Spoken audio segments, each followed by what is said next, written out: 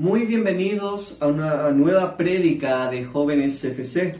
Ya vamos a comenzar con una nueva serie. Ya estuvimos hablando acerca de la generación E, enfocado en Jesucristo, enfocado en lo eterno, enfocado en una generación que está tomando su lugar y que desvía su mirada de lo temporal para poner su mirada en lo eterno, en lo principal, en algo mucho mayor que simplemente lo que momentáneamente se lo puede dar.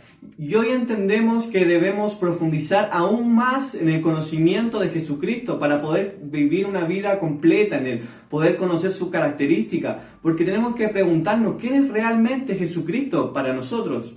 Hay un concepto general de lo que se dice que es Jesucristo, pero por eso hoy comenzamos con la serie que se llama Más que un carpintero. Y es así como queremos comenzar el día de hoy, este viernes maravilloso que Dios nos ha regalado, una oportunidad más para poder estar disfrutando. Espero que ya estén todos en sus casitas, espero que puedan disfrutar de este tiempo hermoso de poder compartir. Queremos empezar primero que todo preguntarles a ustedes sobre todo, ¿qué conocen de Jesús? ¿Qué características conocen de Jesús?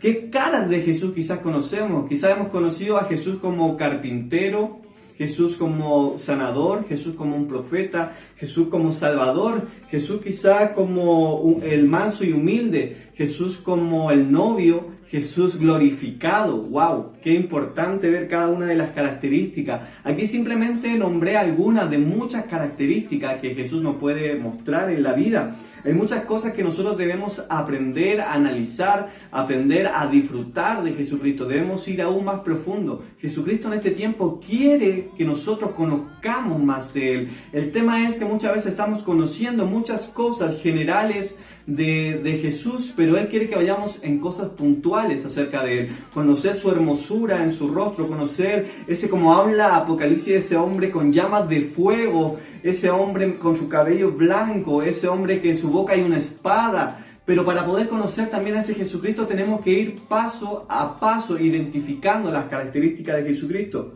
Por ejemplo, ¿cómo se nos ha mostrado a Jesucristo quizá en la historia? ¿Cómo se nos mostró a Jesús a través de la Biblia? ¿Cómo se hablaban los evangelios de Jesucristo? ¿Cómo cada una de las personas que escribió los evangelios dieron sus características? Dieron cómo ellos habían visto o cómo le habían contado, comentado o habían sumado información acerca de Jesucristo. En Jesús muchas veces se le dice Jesús el carpintero. No sé si han escuchado alguna vez que se dice Jesús el carpintero, pero ¿por qué se le decía el carpintero? ¿Acaso la Biblia nos dice que él era carpintero? Entonces teníamos que empezar a identificar un poquito acerca de esto. Miren lo que dice en Mateo 13:55. Los fariseos decían esto: ¿no es este el hijo del carpintero? Wow, aquí están identificando a Jesús como un simple hijo de un carpintero. ¿No se llama su madre María? ¿Y sus hermanos Santiago, José, Simón y José y Judas? ¿Acaso ellos no son su hermano? ¿No es simplemente un hijo de un carpintero? Aquí identifica a los fariseos hablando quizás menospreciando a Jesús y a su padre terrenal de cierta forma, de que tú no eres simplemente un hijo de un carpintero. ¿Qué te crees tú? ¿Y por qué simplemente se le compara muchas veces con un carpintero? Porque se dice que lo que tiene que ver con las tradiciones judías, siempre el hijo heredaba el oficio familiar, o sea, en este caso, el oficio del padre. Y como se menciona que el padre terrenal de Jesús fue carpintero, también se le domina, entre comillas, como un carpintero. La Biblia exactamente no lo nombra así, pero podemos identificar quizás qué hizo durante sus primeros 30 años de vida. O sea, claramente se estaba preparando para su ministerio, que solamente fue 3 años, pero que cambió la humanidad completamente. Esos 3 años, imagínate, una preparación que tuvo durante estos 30 años para tener una bomba durante 3 años. Lo importante que es la preparación. Pero así también debemos identificar que Jesús seguramente no era un flojo. Nadie podría decir ni dejar mal a Jesús de que quizás Él no estaba trabajando, que Él simplemente se dedicaba a ciertas cosas y no ayudaba en la casa. Creo que ese no es el Jesús verdadero y tengo la certeza en realidad que Jesús no era así. Entonces Jesús es mucho más que un carpintero, aunque le podemos identificar. Pero sí claramente, como es a través de la tradición judía, pudo ser porque su padre fue carpintero, se podría haber dicho que él también en algún momento quizás le pudo haber ayudado en este oficio. Y si se puede decir de esta forma, Jesús quizás cumplió una función de carpintero. Pero ¿quién es realmente Jesús? O sea, es mucho más que un carpintero. Jesús también se nombra como Jesús el profeta. ¿Jesús será un profeta realmente? ¿Qué es lo que quiere decir la palabra de Jesús como profeta? Por ejemplo, para muchas religiones, Jesús era un profeta. Incluso para los musulmanes, ellos sí creen en la existencia de Jesús porque claramente la existencia de Jesús marcó un antes y un después en la historia universal. O sea, que existió Jesús, casi nadie puede decir lo contrario. O sea, era algo muy tangible, muy real. El tema es que muchos se preguntan, ¿quién es realmente Jesús? ¿Quién es realmente Jesús para nosotros? Así como para muchas religiones, Jesús era un profeta, para los musulmanes era un profeta más que simplemente Él no era Dios, sino que decían que simplemente Dios le había dado algunas atribuciones, algunos dones para que Él pudiera sanar, para que Él pudiera manifestarse. Pero ¿será simplemente Dios un profeta? ¿Será Jesús un profeta? ¿O hay algo más profundo? Entonces tenemos que identificar también qué dice la palabra acerca de esto. ¿Y qué decían en ese entonces los israelitas, los judíos?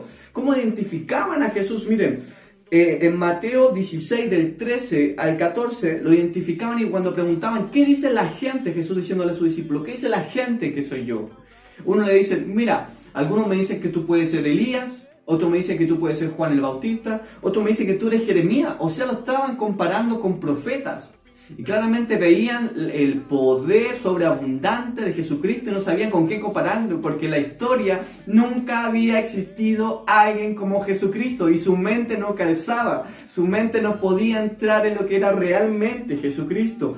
Pero nosotros tenemos que entender que Jesucristo es mucho más que eso. Podía tener, porque cuando hablamos de un profeta, es una persona que trae un mensaje del cielo a la tierra. Pero Jesús era la profecía misma. Jesús era la misma profecía que se hablaba en el Antiguo Testamento. Era la roca que caminaba con el pueblo de Israel. Era esa sangre que se ponía en los marcos de las puertas. Jesús es mucho más que eso. Jesús era ese cordero para el sacrificio. Jesús era el Cristo. Y esta palabra se le fue entregada a Pedro cuando le preguntaron a ti, ¿y tú qué creen ustedes que soy yo? Y Pedro dijo, no, yo no creo simplemente que eres un profeta. Creo que Elías era bueno, hacía muchos milagros. Creo que Juan el Bautista predicaba con pasión. Jeremías también era un profeta maravilloso. Pero yo creo y sé que tú eres el Cristo, el Hijo de Dios. Entonces cuando viene eso, una bomba que vino sobre la revelación de Jesucristo, sobre Pedro. Wow, y Jesús le recalcó. La gente está diciendo que yo simplemente soy un profeta por lo que han visto humanamente. Han visto cosas que se han manifestado, cosas que yo he dicho. Pero tú tienes una revelación que no te la dio ni sangre ni carne. No fue porque escuchaste acerca de la gente. No fue porque simplemente viste eso, sino que algo mucho más profundo acerca de esto. Entonces nosotros tenemos que aprender a identificar qué es lo que Jesús es realmente. Tenemos que aprender a entender cuáles son las cualidades de Jesús. Jesús es mucho más que un profeta. ¿Profetizó? Sí, es la profecía misma del Antiguo Testamento. El Antiguo Testamento es cristocéntrico. Tenemos que ver a Jesús en muchas cosas que habla en el Antiguo Testamento. Incluso vemos características cuando Abraham iba a entregar a su hijo Isaac en sacrificio. También mostraban que él llevaba cargada madera en su hombro como lo hizo Jesús. Así también llevó a 2 personas más para que acompañaran a Isaac yendo al monte, como también fue el sacrificio de Jesús que estaba con 2 personas a los lados. El Antiguo Testamento nos muestra características de Jesús, pero ahora tenemos aún una revelación mayor, tenemos una luz que nunca antes habíamos entendido, tenemos cosas que no habíamos comprendido con nuestra mente humana y Dios quiere manifestarse aún más profundo en nosotros. También muchas veces se le nombra a Jesús como el sanador. Yo creo que muchas veces nosotros lo hemos visto en algunas características. Quizás tú o yo hemos tenido algún hermano, algún familiar que se ha enfermado en algún momento. alguna persona que ha necesitado de ese Dios sanador, o quizás no lo has conocido realmente, quizás nunca has visto esa experiencia, pero Jesús también nos dice que Él es nuestro sanador. O sea, imaginémonos cuántas cosas hizo en el Antiguo Testamento Dios haciendo milagros, y qué más hizo Jesucristo presente partiendo el Nuevo Testamento. Como vemos que sanó a la suegra de Pedro, como vemos que también limpió a los leprosos, como vemos que sanó a los ciegos, como vemos que recuperó tantas cosas, transformó tantas vidas. Jesús es maravilloso, y Él, te puedo decir que hoy también puede hacer lo mismo. La Biblia dice que Él es el mismo ayer, hoy y siempre. Y tenemos que entender ese maravilloso concepto de Jesús. Él puede hacer lo mismo ayer que hoy y que mañana. Debemos tener claro, si algún momento pasas por un momento difícil, sigue creyendo que Dios puede sanarte, que Dios no tiene límites. Dios no tiene límite para sanar cualquier enfermedad, para sanar cualquier dolencia, para sanar cualquier cosa que nos pueda estar pasando. Debemos orar con fe, creyendo en Dios. Claramente debemos entender su soberanía y sus planes, que son perfectos para nosotros. Pero yo siempre digo, yo creo en la soberanía de Dios, yo creo en lo que Él es, pero yo voy a seguir orando, creyendo fervientemente de que Dios puede sanar, puede transformar. Y si algún momento veo una persona que está enferma o en alguna necesidad así, yo quiero orar por esa persona, creyendo que Dios lo puede sanar. Así como lo hacía en el Antiguo Testamento, también Jesucristo lo hizo en el Nuevo Testamento. Entonces nosotros también tenemos que identificar todo eso. Así como Jesús lo hacía, Jesús lo ha hecho y lo va a seguir haciendo cada día. Una de las cosas que nos dice, que me da vuelta la cabeza acerca de Jesús, en Juan 21:25, voy a parafrasear un poquito lo que dice que no alcanzarían todas las cosas que hizo Jesús en un libro, o incluso en todos los libros, no alcanzarían todas las cosas que hizo Jesucristo aquí en la tierra. Imagínense cuántas cosas hizo Jesucristo acá en la tierra, y es el mismo Dios, es el mismo ser que hoy también puede sanarte de alguna enfermedad, que hoy también, si tú estás incluso pasando por un momento difícil, Dios puede sanarte y quiere que nosotros actuemos en una fe verdadera, en una fe genuina, en una fe que no simplemente se lleve por las olas, sino que cambie, sino que una fe fija en Él. La fe no debe estar puesta simplemente en algo abstracto, sino que tiene que estar puesta en Jesucristo, en algo real, en algo concreto. Nuestra fe está puesta en Él. Otra de las características muy importantes acerca de nuestro Jesucristo que vamos a ver hoy es acerca de Jesús el Salvador. Wow, o sea, viendo a Jesucristo como Salvador de nuestras vidas, algo en nosotros debe cambiar. Yo espero con todo mi corazón que tú ya puedas estar conociendo a Jesús el Salvador, y no simplemente como un concepto ni una historia que te hayan dicho en algún momento, sino que tú lo puedas vivir en tu corazón. Miren acá, quiero leerle algo literalmente que escribí. A Jesús un milagro le costaba hablar, pero salvar a la humanidad le costó su vida. ¡Wow! Qué importantes son los milagros que Dios hizo. Qué importante que Dios puede sanar a tu familia.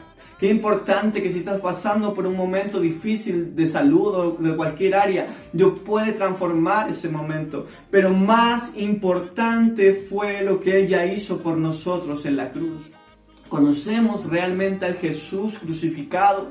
¿Conocemos realmente a ese Jesús que para mostrar un milagro, para manifestar un milagro, simplemente Él soltaba la palabra?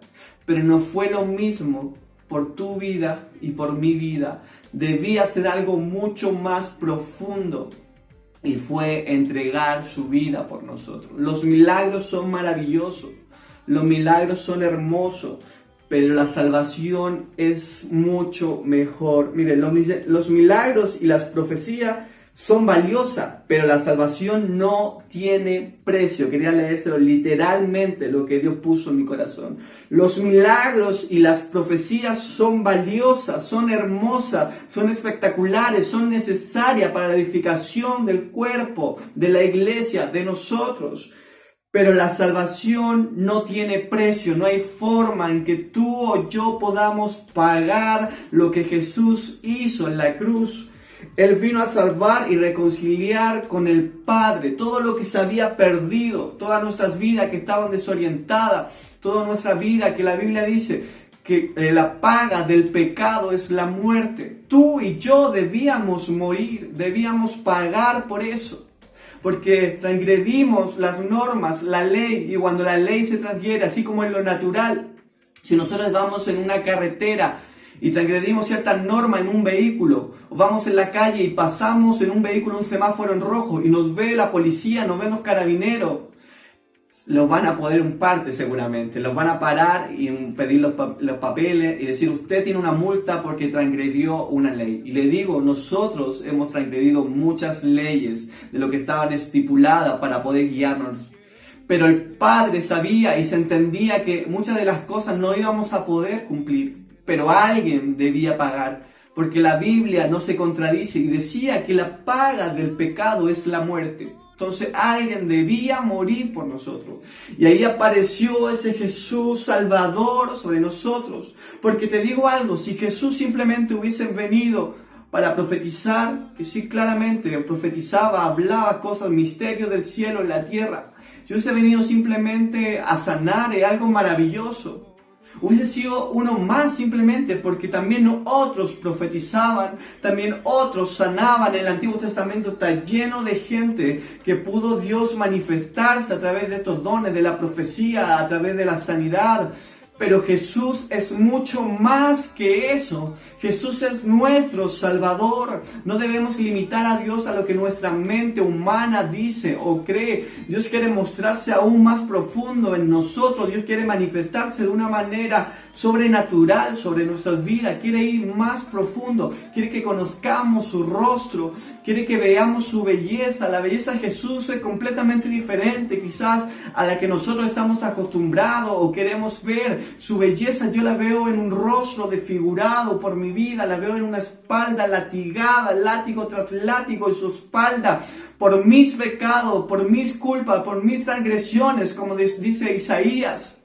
¡Wow! ¡Qué hermoso! Yo veo su belleza en sus pies y en sus manos cuando fueron ahí entregadas también, cuando clavaron clavos sobre ellas. Yo veo su belleza en cada ámbito, en cada detalle, sobre esa corona que le pusieron en su cabeza de espino, donde su sangre caía, ahí yo veo su belleza. Yo veo su belleza en cada detalle. Yo veo su belleza en cada rincón de su cuerpo que fue lastimado por amor a ti y a mí.